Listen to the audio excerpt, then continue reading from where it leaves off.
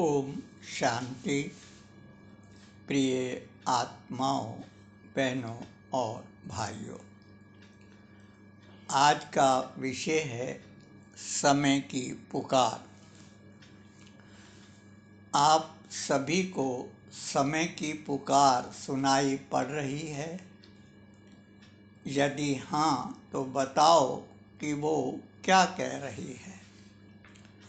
सोते रहने के लिए कह रही है या जागने के लिए कह रही है? समय की पुकार आपको आपके कर्तव्य बता रही है अथवा बहनों से बंधवाए कच्चे धागे की याद दिला रही है। समय की पुकार और क्या कह रही है, क्या सुना रही है, सुनिएगा। आप तो ज्ञानी हैं ना? आपके पास परख शक्ति है ना? है तो बताओ, यज्ञ पर किसका राज है? बीकों का है या बहरूपियों का है? होवनहार देवताओं का है या दानवों का है? मधुबन की फुलवारी को जंगल किसने बनाया है? बाबा के बच्चों ने या मायावी दूतों ने? आपका सुख चैन किसने छीना है, राम ने या रावण ने? दाता के बच्चों को भिखारी बनाने वाला कौन है, राम है या रावण है?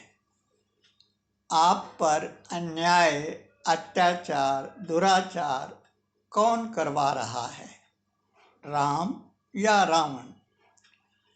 कोई है ऐसा बीके, कोई है ऐसा ज्ञानी जो ये कह सके कि यह काम राम करवा रहा है या राम कर रहा है?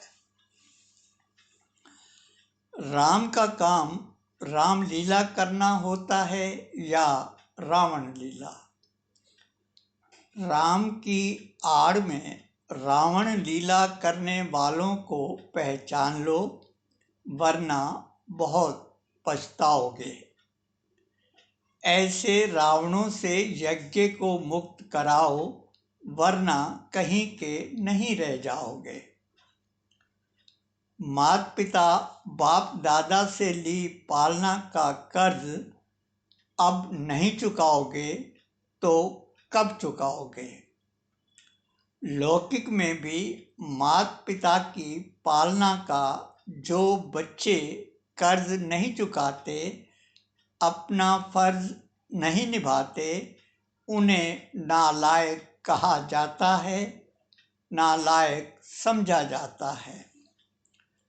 आप तो ऐसे नहीं हैं ना? यदि नहीं हैं तो बिना किसी बहाने के, बिना किसी हीला हवाला के खड़े हो जाओ, जाग जाओ, साथ ही सोए हुओं को जगाने का कार्य करो और उन्हें बताओ कि जिन्हें आप देवता समझकर लुटे जा रहे हो, मरे जा रहे हो, वास्तव में ये राक्षस हैं, माया के सिपा सलार हैं, माया के लाल हैं। ऐसे राक्षसों से यज्ञ को मुक्त कराना ही राम राज्य लाना है, बाप दादा के सपनों को अमली जामा पहनाना है। आशा है सभी ग्रुप, संगठन, शंकर पार्टी, विष्णु पार्टी, ओम मंडली अथवा बाबे बने सभी समझ गए होंगे और जान गए होंगे कि ये समय ज्ञान सुनने सुनाने अथवा मिलन मनाने का नहीं है, बल्कि राक्षसों से यज्ञ को मुक्त कराने का है, अपना फर्ज निभाने का है। यह काम बाबा के बच्चे नहीं करेंगे तो कौन करेगा? बच्चे आप हैं या कोई और हैं? बोलो, बाबा के बच्चे हो या किसी और के हो? दुविधा में मत रहो, या तो इधर या फिर उधर हो जाओ, क्योंकि तीसरा रास्ता कोई बचा ही नहीं है, बचेगा भी नहीं। एक तरफ सत्य है, बाबा के सच्चे बच्चे हैं, दूसरी तरफ माया है, मायावी दूत हैं। माया ने ही कईयों में बाबा होने का भ्रम फैला रखा है, ताकि आपस में ही एक दूसरे की टांग खींचते रहें, एक दूसरे पर ज्ञान के लठ चलाते रहें और माया को बाबा समझ उससे मिलन मनाते रहें, ताकि माया का अखंड राज चलता रहे। यह माया का ही कमाल है कि जगह जगह बाबे बना रखे हैं।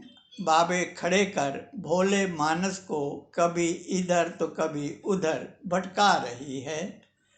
भोला मानस यह समझ ही नहीं पाता कि बाबा भला अपने बच्चों को क्यों भटकाएगा, जगह जगह बाबा बनकर भ्रम क्यों फैलाएगा, स्वयं का मजाक बाबा स्वयं क्यों बनाएगा।